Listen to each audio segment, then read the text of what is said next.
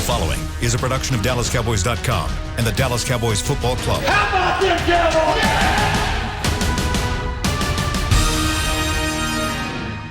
This is Talkin Cowboys. Streaming live from the Dallas Cowboys World Headquarters at the Star in Frisco. First down. Handoff. Elliott plowing to the goal line. Buried. Sacked by Lawrence. Prescott keeps it, and he bangs it in for the touchdown. And now your hosts, Isaiah Stanback, Heckma Harrison, Rob Phillips, and Kyle Yeomans.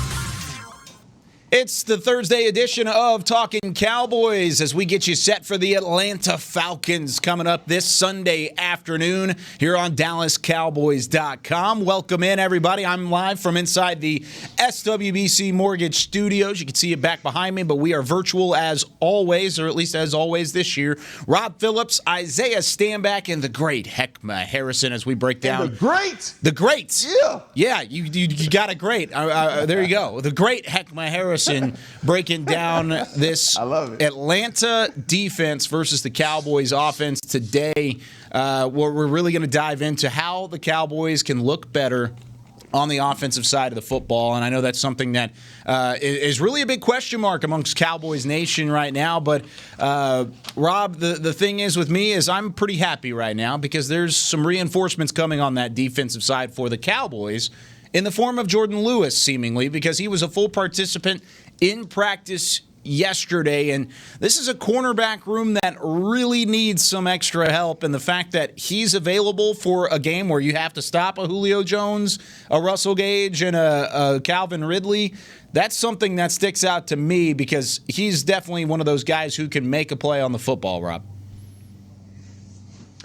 Yeah, for sure. I think we talked about how dangerous this Falcons receiving core is, and I kind of got yelled at in my Twitter mentions yesterday because I was like, hey, the injury report looks pretty clean. Only Jordan Lewis is the only guy on it, and he had a full practice. And everybody's like, yeah, but they've got like 18 guys on IR, and you're right, they do. But that is encouraging to have Lewis full practice. That's a great sign for Sunday.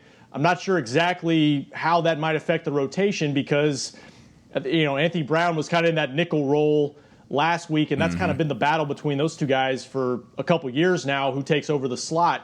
But Lewis certainly can do it when he's healthy, and I think he will be healthy because I think he got his boot off. He had that ankle injury. He had the boot off, I think, before week 1. So I think he's been pointing towards full practice for a while now. Yeah, that's absolutely great news to hear that Jay Lewis is back. And obviously, prior to training camp and even before all this COVID-ness, we knew that Awuzie and Lewis had to have a lights-out camp. And it sounds like both of these guys during training camp, they did that. Very unfortunate for the high ankle sprain for Jordan Lewis, but really fortunate for us. We get him back in a week that's really important, and especially with the firepower that Atlanta has. So I'm looking at Jordan Lewis to make some big plays this Sunday. Yeah, man, and fellas, I like his energy, right? I like Jordan Lewis's energy. I like how tenacious he is. I think that's something that's going to be needed this weekend against this onslaught of receivers that obviously are coming to town. So kudos. I'm glad he's back. Go ahead and throw him into the rotation. There's a lot of guys back there competing, man, and competition is never a bad thing. It's not a bad thing, and I think there's going to be some competition against Julio Jones. And I was just asked this question on the fan with Sean and RJ just a moment ago, and I was going to actually bring it up to you guys because I'm struggling with this in terms of who out there do we put on these three receivers? Who do you want matched up against the Julio Jones? Who do you want matched up against the Calvin Ridley? And then who's the third that ultimately has to go up against Russell Gage? But, I mean, when I look at it, and this is my answer that I gave Sean and RJ, I said, why not throw Trayvon Diggs out there on Julio Jones? There's a lot of reasons why not. Sure, he's Julio Jones. Nobody's really going to slow him down. But I'm just saying that's when I'm looking at it, he's the most athletic one we've got back there, and he's also the longest corner we've got back there. Isaiah, if you have a rebuttal, give it to me because I'm not confident in it. You're a very mean person, Kyle. How am I very mean? mean because you want this rookie to go out there and play against the best receiver the NFL has to present. Yes. By the way, who went against a doggone good defense last week, and he still put up 150 yards. Are you serious right now? Yeah. No, I'm 100% serious. It's trial by fire. Let's do it. I really. He's serious as a heart attack. Yep. I hope you don't walk into Diggs in the hallway because he's gonna be like, "Why would you say that to me? Why would you do that to me?" Well, who else do you put on Let's him, hope though? he doesn't say that. Come on, Isaiah. If you're gonna do that, you know you got to give Diggs help over the top. He won't be a one-man army versus Julio. Now, come on now. You know you're gonna give him help over the top, but he's got to get used to it one way or another. He's our lead guy. You got to put him out there. There's trial by fire, and then there's just death. Okay, you don't want. Let's not throw him. He just got here. Let's not send him on his way already. Okay, we don't want to say R.I.P. Diggs already. Julio Jones will have a complete field day. No disrespect to Diggs. You made it to the league, and you're going to continue to get better. You're a great player, but we're playing against a great player, and not just a great player, like the greatest receiver that we have in the game today. Yeah. And I don't think that anybody can really dispute that right now. So let's not put him out there against Julio, even with help, because we've seen Julio get guarded. Nobody just goes man to man against Julio. He doesn't happen. Right? I don't think that's what we're talking about. Man to man with Trayvon. But with that, right, Julio Jones is still the best receiver and undoubtedly in this league right now, and he never faces simply just man-to-man coverage. So think about that. He always has help over the top, and he still is Julio. So yes, Diggs can go out there. You're doing it again. Let's don't do it. You're doing it again. I'm just saying, hey, you guys know I am a realist. If anybody out here that's listening, y'all can come at me all you want to. I am a realist. Okay. Don't do it. There's a great poet by the name of Andre 3000. He said, "Don't do it. Reconsider. Read some literature. Don't do it on the subject." Love it. I love it. So wait, you got Julio above Hopkins, best receiver in the league still? Yes. Yeah, I would agree. Probably do too. Just because of it was like Megatron in his day. There's just nobody that can match up with him. Now, to play devil's advocate, and I'm not agreeing with Kyle, but I'm just playing devil's advocate here. Trayvon Diggs is 6'2", and he's drafted to be a guy that eventually can maybe match up with some of those larger receivers in the league. But week 2. Not today. Yeah, Not today. That might be a Cheeto matchup for me. Thank you very much. You put Cheeto on him.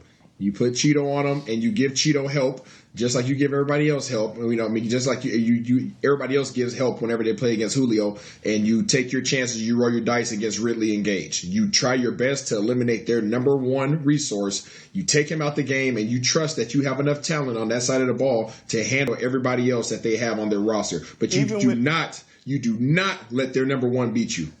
Even with help over the top, you don't trust your rookie in that situation, Isaiah. No. Not against Julio. See, look, just look at it last week. What did he do last week? I thought he did okay. I mean, but still, that's who Diggs or Julio Jones? Julio. Oh, Julio. No, okay, Julio was fantastic.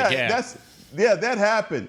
At some point, when you're strategizing for this, do you say, all right, Julio's going to get his, but not everybody else? Is that the mind state going into a game like this? No, you go the opposite. You ensure that Julio does not get his, and you trust that your other guys on your depth chart can handle the rest of their lineup. I would much rather lose to Ridley and Gage going off than Julio going off. That's just how it goes, right? You trust that your defensive line is going to handle Gurley in the backfield. You trust that your DBs and your scheme, right, where Mike Nolan is going to handle Julio. Now, guess what? Jordan Lewis, you figure out how to handle Gage. Whoever else, step up and you handle Ridley. And we roll the dice and we go to work, right?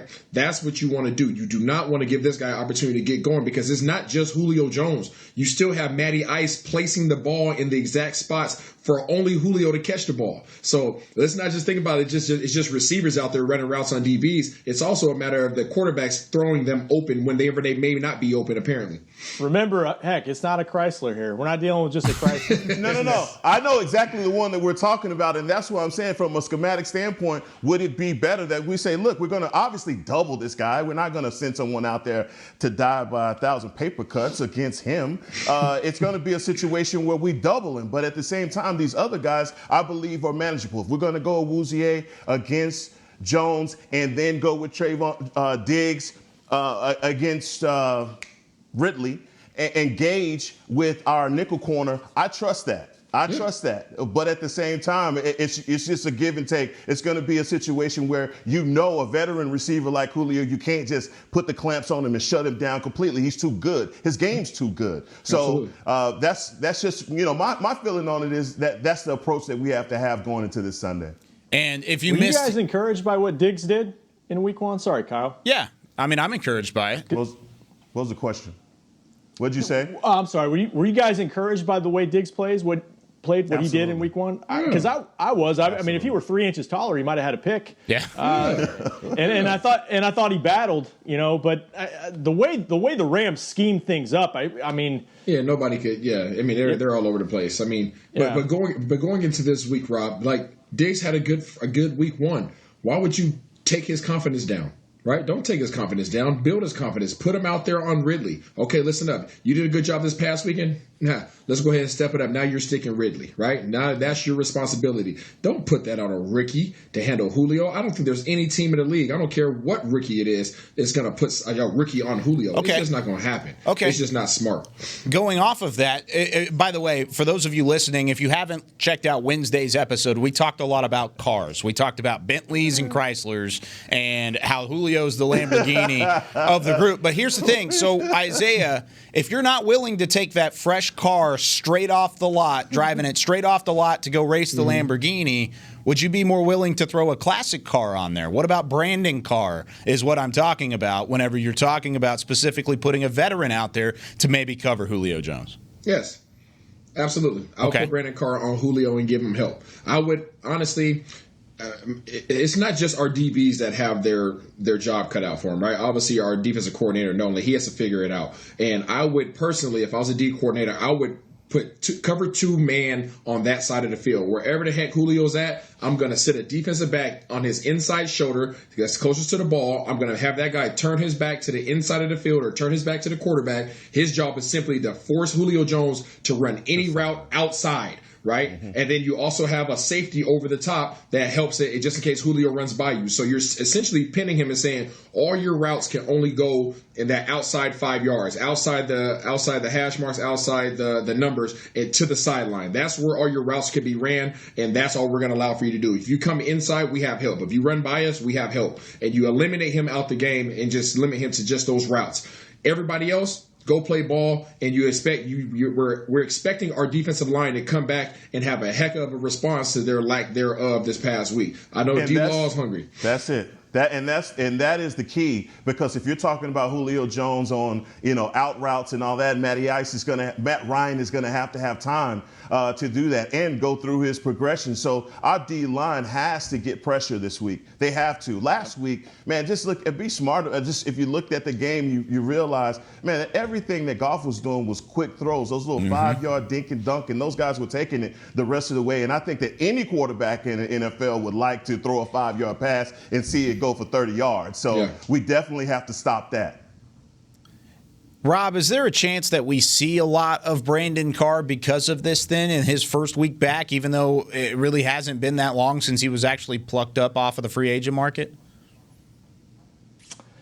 It's a great question. I'm not so sure. I don't think they wanted to really put him out there week 1. He didn't have a training camp. Yep. And I think as a vet, 12-year vet, I think he could have gone out there and played, but I think they wanted to give him another week. Maybe he works into a rotation there. I mentioned yesterday, Isaiah mentioned Hurst, the tight end for Atlanta.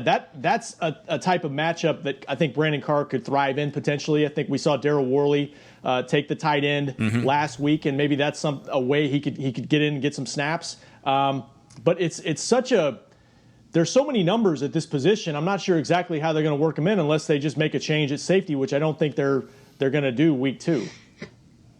And Rob, to your point, and Kyle, I guess I didn't fully answer your question.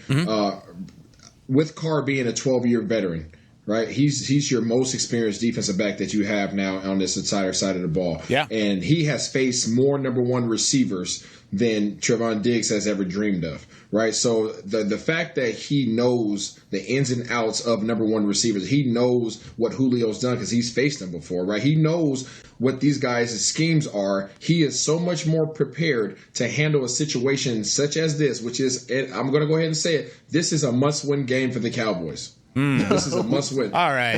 In week you're two. right. In week You're two, right. because you're going to Seattle next week, right? So this is a must-win week for the Cowboys. And I know it sounds silly going into week 2. We have some teams that we can definitely scrape up going past that, but these first 3 games are important. So you cannot afford to miss on this opportunity. And if we were to come back next week on Monday and talk about, Julio Jones went off for 175 yards because we decided to let him just do what he does, we'd be very, very sick as Cowboys Nation. So would you consider, the talk has been, Brandon Carr comes in, maybe helps the numbers at safety. Would you consider playing him at corner potentially? I'll put him right on Julio. Okay. I'll put him right on Julio because there's nothing that Julio's going to do that Carr has not seen. Right now, can he fully adjust and cover him? Nobody can cover Julio. So you're not losing anything there. But in terms of schemes, in terms of making sure that other DBs know what's going on, in terms of seeing things on the field and combination routes and being able to help guys be prepared for what's coming, Carr is the most prepared person aside from Worley. This is the same team that had 300-yard receivers and lost by 13 last week. That's true. It's crazy. That's a very good point, Heckma. Very good point. Just because these receivers are having success doesn't mean the team has success. If you can put up points as well, which we know the Cowboys can do, it could pay dividends for them moving forward. Now, we're going to talk about that Cowboys side of the football.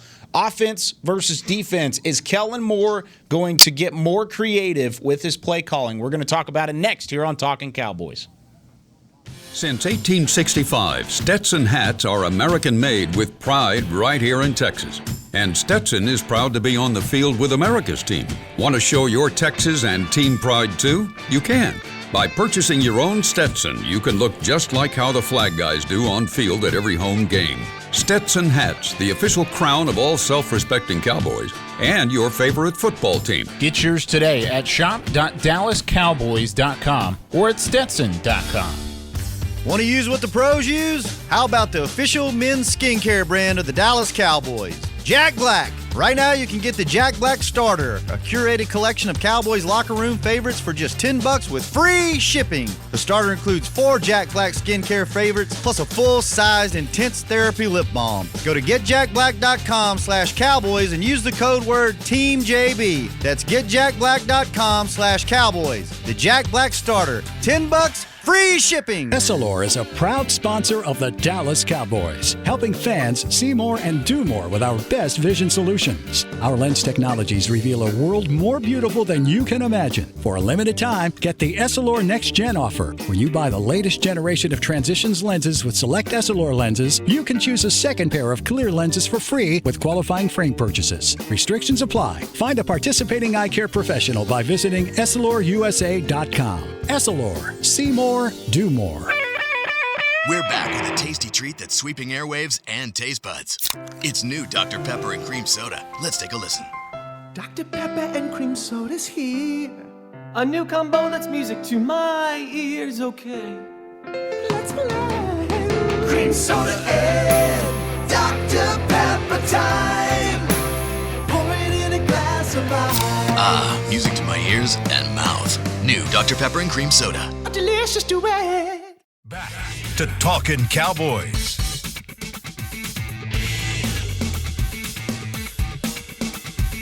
Glad you're with us here on DallasCowboys.com. We're breaking down the Atlanta defense versus that Dallas Cowboys high-flying offense that only put up 17 points in week 1, but we're going to get past that, and we're going to talk about how they can get better in week 2. Isaiah Stanback, Heckma Harrison, Rob Phillips, I'm Kyle Yeomans. And guys, like I said, there was some disappointment around this offense. Play calling, offensive line, not really getting your playmakers the football in space. There were quite a few different things that could have been upgraded from a Cowboys perspective. But Heckma, we're going to start with you. What was the number one thing in week 1 that has to improve going into week 2? Third down efficiency. We have to get better on third down. That's and I'm sure Dak Prescott, that's on his mind because that's a quarterback stat. And it just felt as though, and let me just back up here a little bit. I realized we had those penalties that just stymied those drives and when we were still in momentum, but we were awful on third down, and we have to get better in this game. Rob? Yep, totally agree. I agree with you, Heck. I think that third down efficiency. I mean, you don't give yourself a chance to win ball games if you only convert 25% of your third downs. It's just not set up for success unless you're just making big plays all the time. But I think that we have to control the line of scrimmage. If our offensive line doesn't control the line of scrimmage, then we have zero chance. Obviously, there is a disruptor, the best disruptor in the league right now in terms of with the Rams last week. And with Aaron Donald, but aside from a physical specimen of a force like that, we don't face that this week. But collectively, I think that the Atlanta's defensive line plays better as a whole in their scheme that they play. So we don't have to worry about just one person. You have to worry about 2 or 3 people now because of the scheme that they play behind these guys and as much movement as they have on this D line. So we have some work cut out for us, and we have to show up this week. Otherwise, there's no chance. Yeah, you're right. I mean, Tack McKinley, Dante Fowler, they had some success up front in week 1. It's just there were some busted plays on the back end for Atlanta in week 1. I think that was a big thing. That game was a 2-point game at halftime, and it kind of got blown open.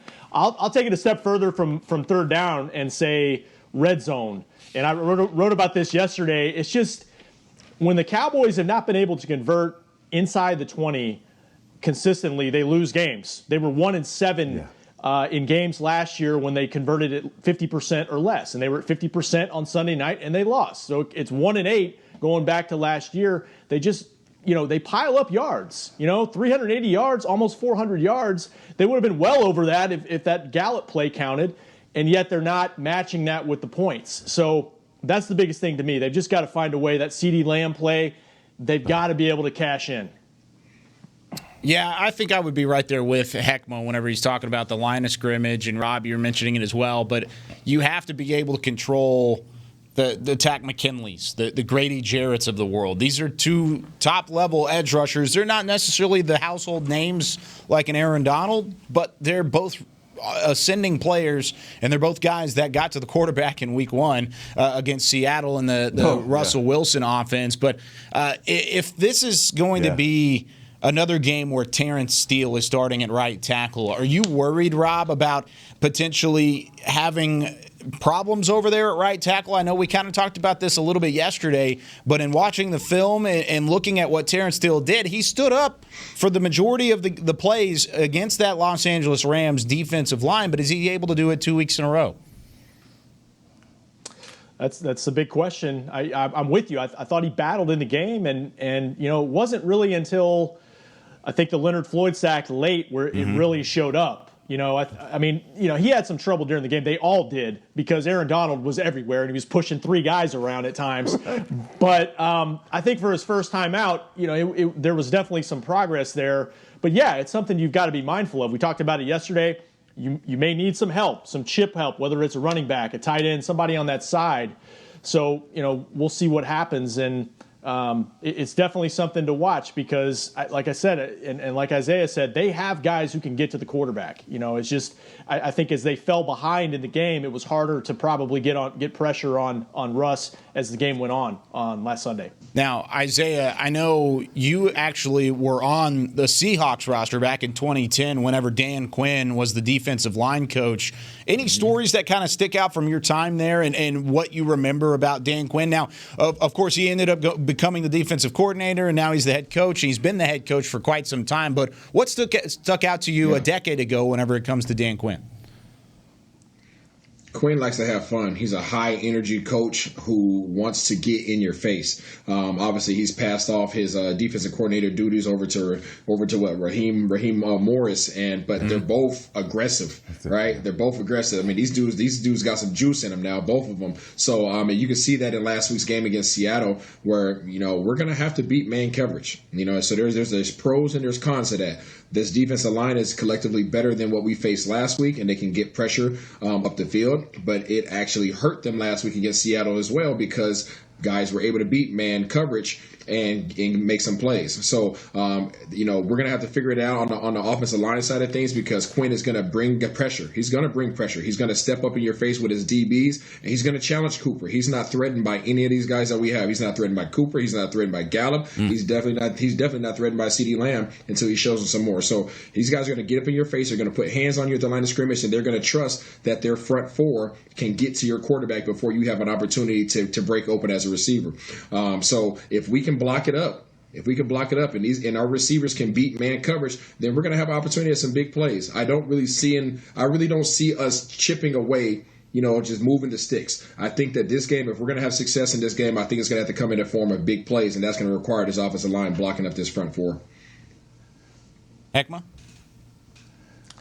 I don't know Dan Quinn personally, so I don't have any stories for you, Dan Quinn, but I can just go based off of what I know about the defenses and Raheem Morris. Again, another a very aggressive defensive coordinator as well. But Takk McKinley last week had 6 quarterback hits, which was tops in the NFL. And they also get Dante Fowler from the Rams, who had 12 sacks last year. So they have some guys that can hunt. But it's their guy, Grady Jarrett. If we're going to do a comparison between, and seems like we're going to talk about Aaron Donald every week because he impressed the heck out of us.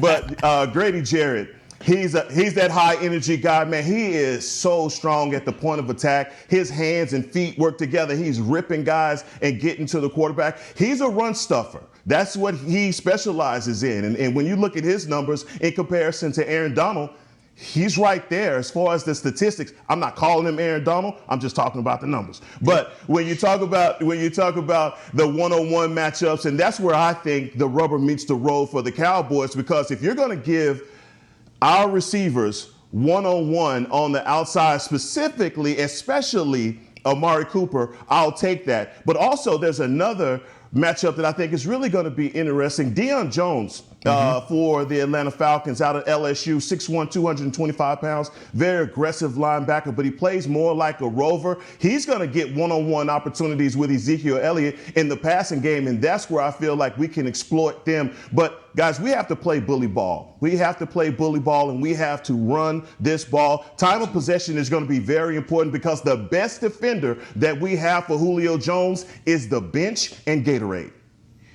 Yeah. I love it. Yeah, you're not wrong. And now, hey, just to piggyback too on that, sorry, Kyle. Yeah, go for it. On that, winning those man coverage battles, DK Metcalf blew the game open for Seattle. He beat the jam. It wasn't a good enough jam from Isaiah Oliver, and he was gone. 38 yards, touchdown, and that's the thing. You want to play man coverage. The Cowboys have 3 guys who can win on any given down. So that was on 4th down, by the way, too, Rob. Exactly. That's right. 4th down play, you think you have them. So, the Cowboys, there's going to be some opportunities. By the way, the Falcons have a rookie cornerback as well. That they're going to play a lot. So, which secondary can be more consistent? That's a big one. And like you guys said, too, controlling the line of scrimmage. Okay, so now that we've kind of talked about the defensive side for an Atlanta team that needs some help defensively, like I said earlier, they gave up 38 points and really quite a bit of yardage as well there last week, 322 passing yards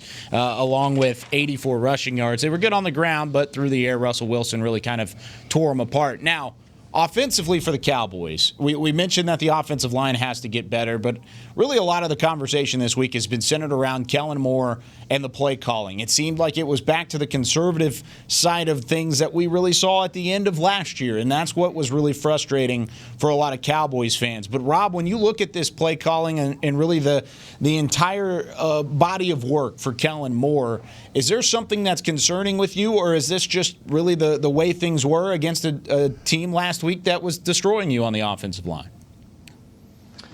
I'm not as concerned with it as some people are. I think maybe there was just a little bit of surprise. They didn't have as much pre-snap motion, some different looks pre-snap. Maybe some of it had to do with the fact that you're playing a defense. You're not really sure what you're getting from them. There's no tape on them.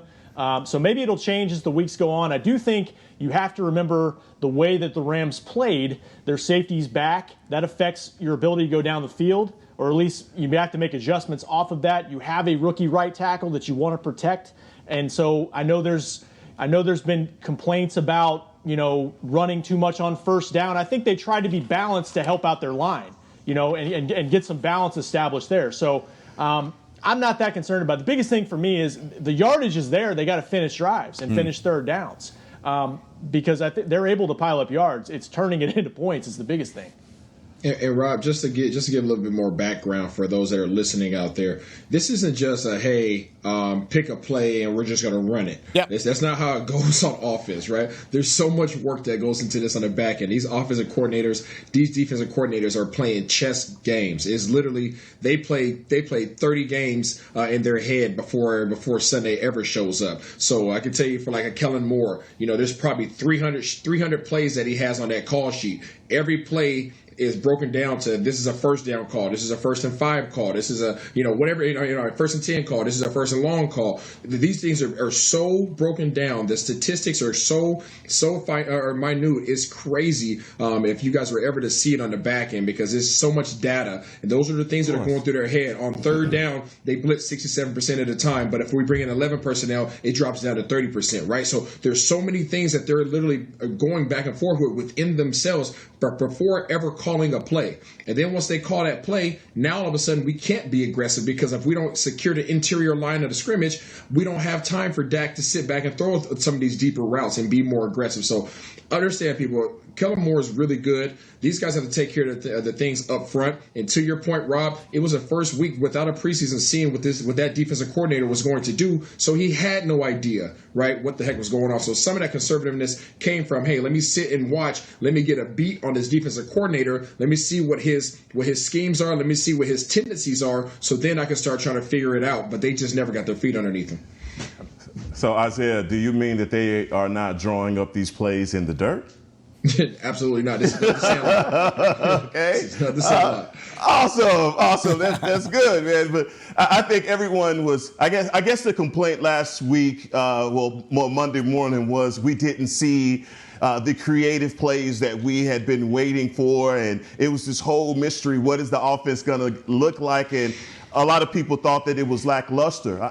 For me, when I looked at it, I saw the offense try to get that motion. I saw the sprint option plays as well that made a lot of sense. When you look at what the Rams were doing, then they just had so many different formations in comparison to what we were doing in 11 personnel the majority of the time, that it looked like we were not being creative. But I think the word for creative needs to be substituted with explosive. We're just looking for more explosive plays. And it's going to be all about the matchups. I would give some credence to what you said about not knowing what the defensive coordinator was going to do last week, only so much, right? Because we knew what we were going to do, and they had to beat us at what we do best. We just have to find that balance, man. Finding balance in our play calling and making sure that, look, we stay ahead of the sticks and just look for the matchup nightmares. And I think a matchup nightmare for Atlanta is going to be CeeDee Lamb versus Denard. I can't say his first name, but he's their nickel guy.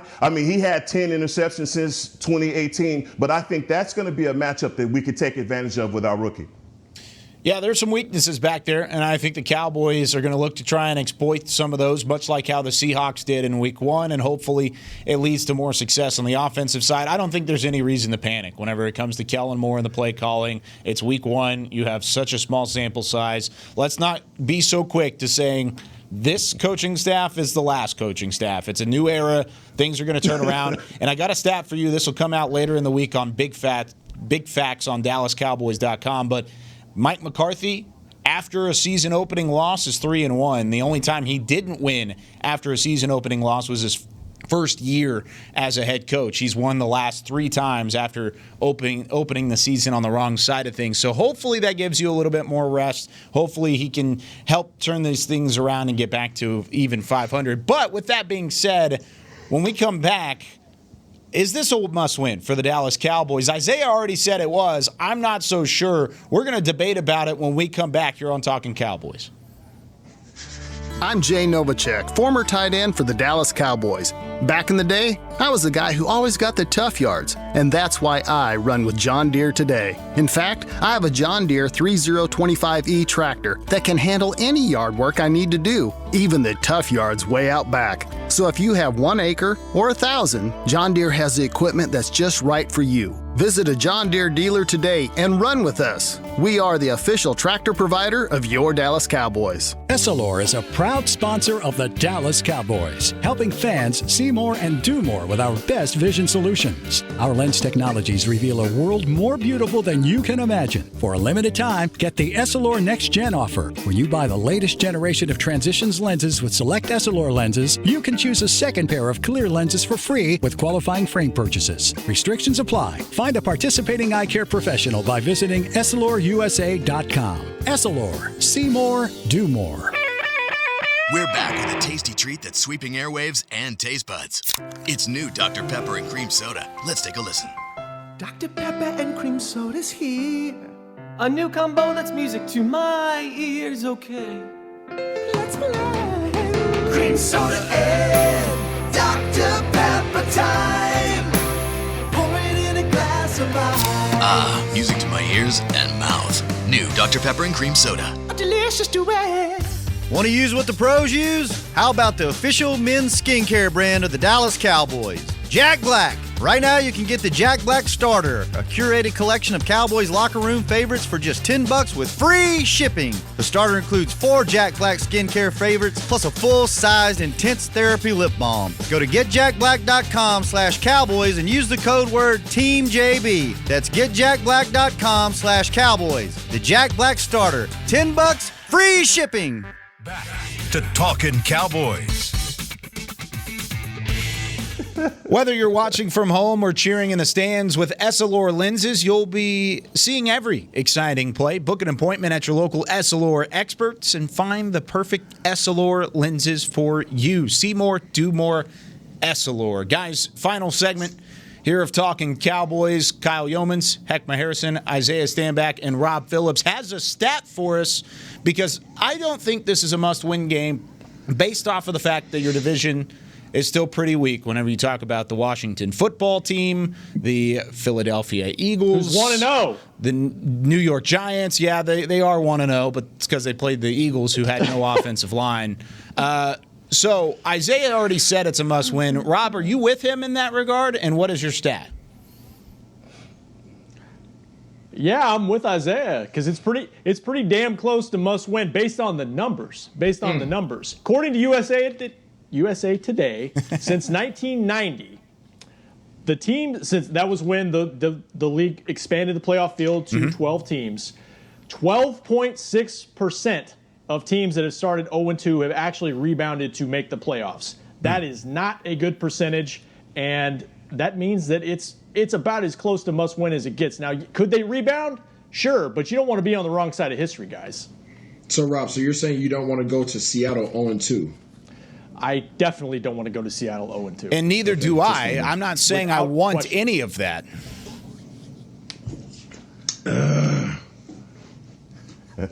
Isaiah, I mean, I'm waiting for your rebuttal here. That's all I was saying.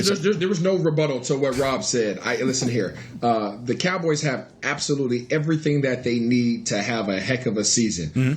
That first game, as bad as we feel like we played, or as we did not execute the way in which we needed to, correct? But we were still in a great position to steal a game. We still sort of stole that game, right? But we didn't, right? So we're 0-1. All right, so 0-1. Now we have the Atlanta Falcons coming in who are respectable on defense, right? Probably more of a threat on defense than the team we just faced, right? And we didn't do too well with them.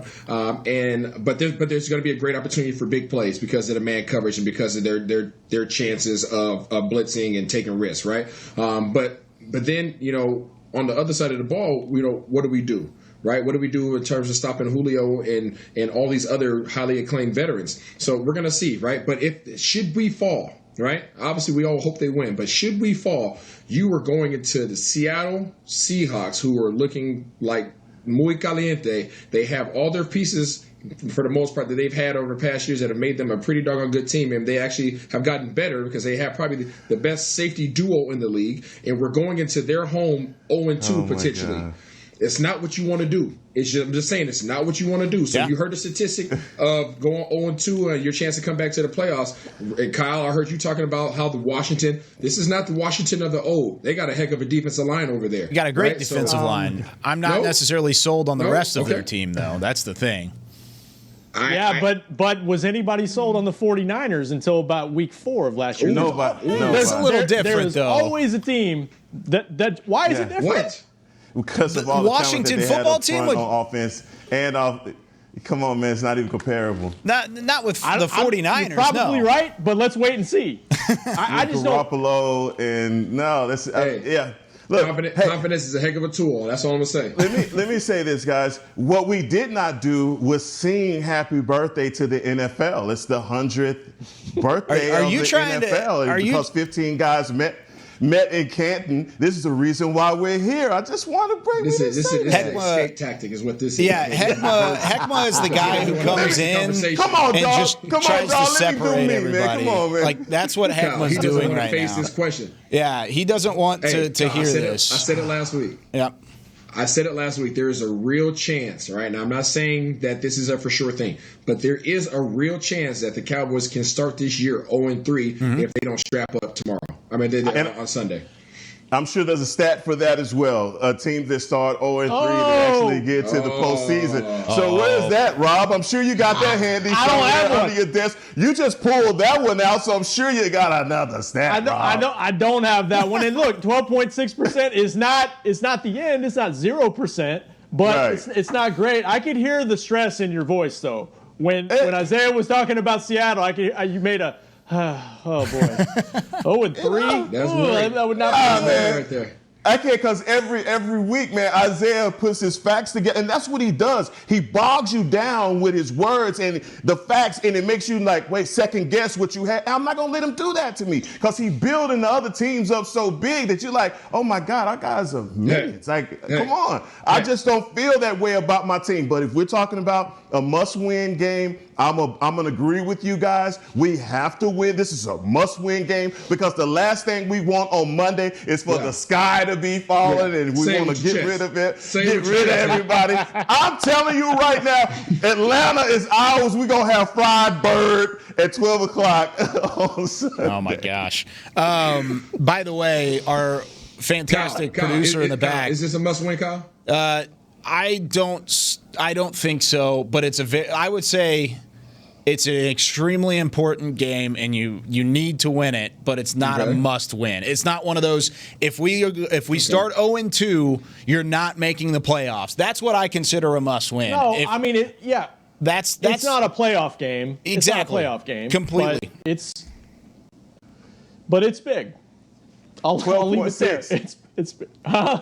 12.6 big. 12.6 now, big. okay, based off of the 12.6, our fantastic producer in the back, Chris Beam, gave us the stat of 0-3 teams. 2%. Apparently, only 6 teams since 1980 have actually reached the playoffs when starting 0-3. Here's the thing, though. The Cowboys, last year, if you remember, started 3-0 and missed the playoffs. So wouldn't it only be right to flip that script and go 0-3 and then make the playoffs? I'm trying for good karma here.